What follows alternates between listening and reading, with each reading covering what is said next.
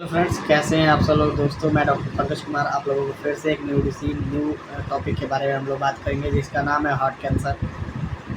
दोस्तों, heart cancer के बारे में नॉर्मली सी बात है, थोड़ी बहुत तो आप लोग भी जानते होंगे, बट ये एक ऐसा डिसीज़ है जो बहुत ही डेंजरस डिसीज़ है दोस्तों। इसका कंडीशंस क्या है, क्यों होता है हार्ट डिसीज़, ये आप लोग सोचे भी होंगे, बट इसका अभी तक कोई इलाज प्रॉपर तरीके से मिला नहीं है। डॉक्टर अभी रिसर्च कर रहे हैं, साइंटिस्ट रिसर्च कर रहे हैं, बट अभी तक प्रॉपर मिला नहीं है कि क्यों होता है और इलाज कैसे हो रहा है, इसका क्यों कैसे किया जा रहा है। क्योंकि इसको क्वेश्चंस सम डॉक्टर्स के कुछ प्रिस्क्रिप्शन से देखभाल की जा रही है, बट पूरी तरीके से ठीक नहीं किया जा रहा है। दोस्तों, मैं इस टॉपिक को बहुत ही इम्पोर्टेंट टॉपिक कहने वाला हूँ, क्योंकि ये टॉपिक मेरे दोस्त के द्वारा बताई गई है और उसके द्वारा रेफ़र की गई है कि आप भाई आप इस चीज़ पे बनाओ।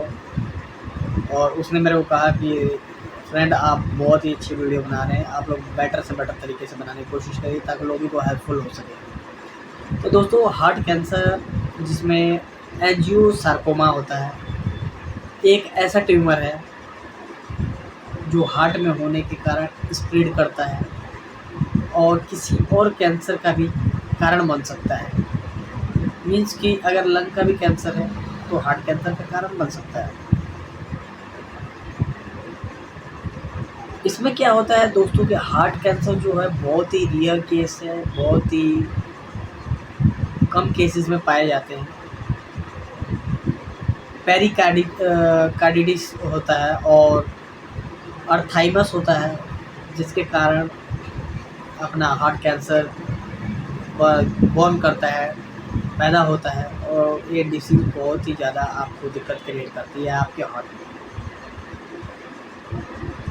स्प्रेड करता है किस कारण दोस्तों, अनदर पार्ट से मिलकर स्प्रेड करता है। मीन्स कि आपके बॉडी में सेल्स भी होंगे, ब्लड भी होंगे, ल्यूकोमिया, लिपोमा वगैरह, उसके अंडर में भी रह के अपना हार्ट कैंसर की शिकायत हो सकती है और सिम्टम्स देखे जा सकते हैं दोस्तों। हार्ट कैंसर दोस्तों, इसका कैसे स्प्रेड करता है, ज़्यादा तौर तरीके से कैसे बढ़ता है। ये एक डिसीज सेल होती है जिसको हम लोग ख़राब सेल कह सकते हैं दोस्तों, है ना। जब ये हार्ट के कंट्रोल से बाहर हो जाती है तब आपको क्रिएट करती है न्यू ट्यूमर्स को क्रिएट करेगी और आपको कैंसर की शिकायत होने का चांसेस बहुत ही ज़्यादा बढ़ जाएगा। प्राइमरी स्टेज में हार्ट कैंसर जो दोस्तों होता है ना, वो बहुत ही रेयर होता है और इसमें एक्सट्रीमली चांसेस होते हैं मोस्टली डाइड होने की। बट ये क्या होता है कि ये कैंसर जो भी है वो हार्ट के नियर बाय में ही स्प्रेड करता रहेगा। आपके लंग्स कैंसर अगर आपको है तो उससे भी क्रिएट कर सकता है, आपके अफेक्ट कर सकता है हार्ट को। हार्ट के नियर बाय है तो आपके लंग्स को भी अफेक्ट कर सकता है और ये सेकेंड स्टेज में होता है। फ्रेंड्स, जो कैंसर है वो स्प्रेड करता है मेटास्टैटिक कैंसर को, और ये कैंसर प्राइमरी हार्ट कैंसर के नाम से भी जाना जा सकता है, प्राइमरी स्टेज के भी नाम से जाना जा सकता है, जो 1 लाख लोगों में मोस्टली 1 to 2% को ही होता है और ये बहुत ही रेयर है। और जिस पेशेंट्स को अफेक्ट करता है फ्रेंड्स, उसकी जान का खतरा बहुत ज़्यादा होता है, उसका ट्रीटमेंट बहुत रिस्की होता है। डॉक्टर उसको एनालाइज करता है, कार्डियोलॉजिस्ट जो उसको एनालाइज करेगा, उसको ट्रीटमेंट करेगा प्रॉपर तरीके से। और हार्ट कैंसर अगर किसी को डॉक्टर ने कह दिया कि आपको हार्ट कैंसर है, तो उसमें से 8 से 10 मरीज ऐसे होंगे जिसको ट्यूमर नहीं होगा, कैंसर होता नहीं है। हार्ट का कैंसर ट्यूमर नहीं होगा, बट उसकी ट्रीटमेंट चलेगी, क्योंकि उसको सावधानियाँ बरतनी पड़ेगी उस चीज़ की, है ना। और एक कारण क्या है दोस्तों कि हार्ट टिश्यूज़ और सेल होते हैं से बना होता है हार्ट अपना, और उसमें चेंजेस नहीं होते हैं। अगर चेंजेस नहीं होते हैं तो एक कैंसर से फाइट करने की ताकत को हार्ट के लिए बढ़ाता है ताकि आपको हार्ट कैंसर ना हो। बट ट्यूमर बनने का कारण क्या है दोस्तों कि सेल्स और टिश्यूज़ में तेज़ी से चेंजेस होने लगे और ग्रोथ तेज़ी से करने लग रहा है बैड डिसीज़ के साथ, मीन्स कि इस डिसीज़ अफेक्टेड डिसीज़ के साथ। तो ये ट्यूमर के चांसेस मोस्टली बढ़ा देते हैं दोस्तों। एपिथेलियल टिश्यूज़ है जो आपकी बॉडी में, फेस में, स्किन में, एपिथेलियल टिश्यूज़ ऑर्गन्स के नियर बाय किडनी, लीवर को भी अफेक्ट कर देता है आपको, है ना दोस्तों।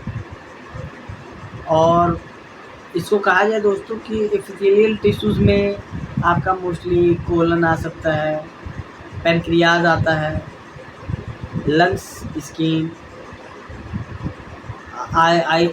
आईज, थॉट, माउथ, नेक, ये आपके एपिथेलियल टिश्यूज़ के नियर बाय आ जाते हैं और काफ़ी इफेक्ट करता है इस चीज़ को। और दोस्तों हार्ट कैंसर मोस्टली किसको अफेक्ट करता है, ये बहुत जानना ज़रूरी है। कितनी एज को पेशेंट्स को आपको हार्ट कैंसर ज़्यादा हो सकता है, कितना एज रहेगा तो आपको ज़्यादा अफेक्टेड है कि आपको चांसेस मोर देन ज़्यादा है कि आपको हार्ट कैंसर की डिसीज़ की शिकायत हो सकती है। तो ये नॉर्मली 30 to 50 एज के पेशेंट्स को देखा जा सकता है कि आपको इस डिसीज़ के चांसेस हो सकते हैं दोस्तों। एंजियोसार्कोमा जो होता है आपके लिए वो रेयर टाइप का कैंसर होता है जो अपना मैलिगेंट टिश्यू है उसके बढ़ने के कारण, मीन्स कि सॉफ्ट होने के कारण आप समझ लीजिए कि आपके मतलब कि अफेक्ट करने लगता है, ट्यूमर क्रिएट करने लगता है वहाँ पे आपके हार्ट के नियर बाय, हार्ट के पास, और बहुत ही ज़्यादा अफेक्ट होने के कारण उस एरिया को आपको हार्ट कैंसर में तब्दील करता है, ट्यूमर में तब्दील करता है, उसको प्राइमरी स्टेज कहा जाता है। एंजियोसार्किनोमा दोस्तों उसका रीजन अनआइडेंटिफाई है, वैज्ञानिक अभी रिसर्च कर रहे हैं ट्यूमर के, हार्ट कैंसर का कि क्यों हो रहा है, कैसे हो रहा है। तो नॉर्मली अभी तक कोई पाया नहीं गया है कि हाँ इसके कारण हो रहा है, बट इसका थोड़ा सा कंडीशंस ले सकते हैं जिसका टॉक्सिन्स वगैरह और रेडिएशन जिसके कारण से हार्ट कैंसर होने की दिक्कत आपको बढ़ रही है। मेटास्टेटिक्स कैंसर हो रहा है जिसमें स्किन, लंग्स, किडनीज वगैरह ख़राब हो रही हैं आपकी। और दोस्तों हार्ट कैंसर जो थाइमस ग्लैंड अगर अफेक्टेड होता है किसी कैंसर के कारण से, तब भी आपको हार्ट कैंसर होने की काफ़ी मोर देन चांसेस होते हैं। इसमें सिम्टम्स क्या है दोस्तों, आपका चेस्ट पेन होना है, अनकॉन्शियस हो जाएंगे आपके सांस लेने में दिक्कत आएगी, हार्ट फेलियर, स्ट्रेस वगैरह आपको नॉर्मल सी बात है कि किसी भी डिसीज में होता है तो इसमें तो ज़रूर होगा ही। और हार्ट स्ट्रोक कभी कभार बच जाएंगे, अगर हार्ट स्ट्रोक वगैरह आया तो दिल का दौरा जिसे डॉक्टर कहते हैं, बट ये हार्ट स्ट्रोक के चांसेस में आ सकता है। क्रोनिक बैक पेन भी हो सकता है, बहुत ही ज़्यादा सीवियर केसेस में आपका बैक पेन भी हो सकता है दोस्तों।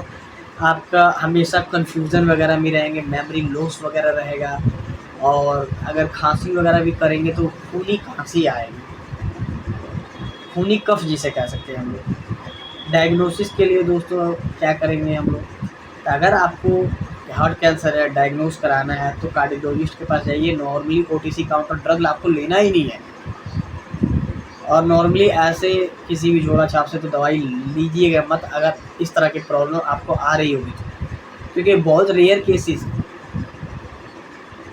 और इस केसेस में क्या होता है दोस्तों कि CBC, X ray, CT scan, MRI, angiogram, electrocardiogram, आपको कोरोनरी एंजियोग्राफी करा सकते हैं आप लोग,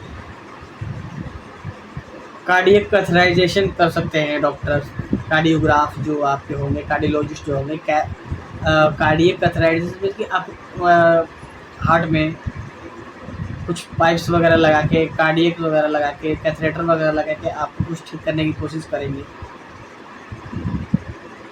कंप्यूटेड टोमोग्राफी एंजियोग्राम का कुछ टेस्ट आते हैं उसमें कराएंगे आपको जो कोरोनरी से रिलेटेड होते हैं, और इसका ट्रीटमेंट कोई प्रॉपर नहीं है दोस्तों, पूरी तरीके से अभी ट्रीटमेंट नहीं है पाया गया है। इसके लिए आपको कीमोथेरेपी कराना पड़ सकता है, रेडिएशन थेरेपी कराना पड़ सकता है, जो लिटिल चांस के लिए डॉक्टर अप्लाई करता है ताकि पेशेंट्स कुछ हद तक ठीक हो सके। बस लास्ट चांसेस है दोस्तों की सर्जरी। अगर सर्जरी से ठीक हुआ तो ठीक, नहीं ठीक हुआ तो दिक्कत ये है कि जितने दिन तक स्पेंड कर सकते हो अपनी लाइफ को कर सकते हो।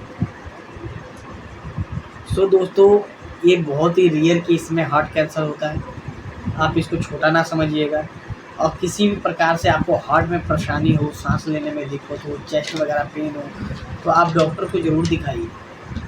कहीं भी जाके किसी भी प्रकार से आप मेडिसिन लेने की कोशिश ना करें, ओडीसी काउंटर ड्रग लेने की कोशिश ना करें, क्योंकि हार्ट दिल की धड़कन है दोस्तों, और ये जब धड़केगा ही नहीं तो पूरे शरीर को कोई का मतलब ही नहीं है ना।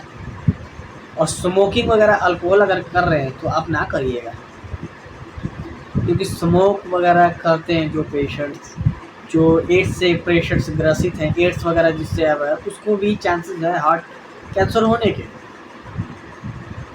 तब बहुत ही ये नॉर्मल नहीं है हार्ट कैंसर दोस्तों। अगर किसी भी पेशेंट को अगर ऐसी कोई शिकायत हो तो डॉक्टर को ज़रूर दिखाएं, कार्डियोलॉजिस्ट को ज़रूर दिखाएं।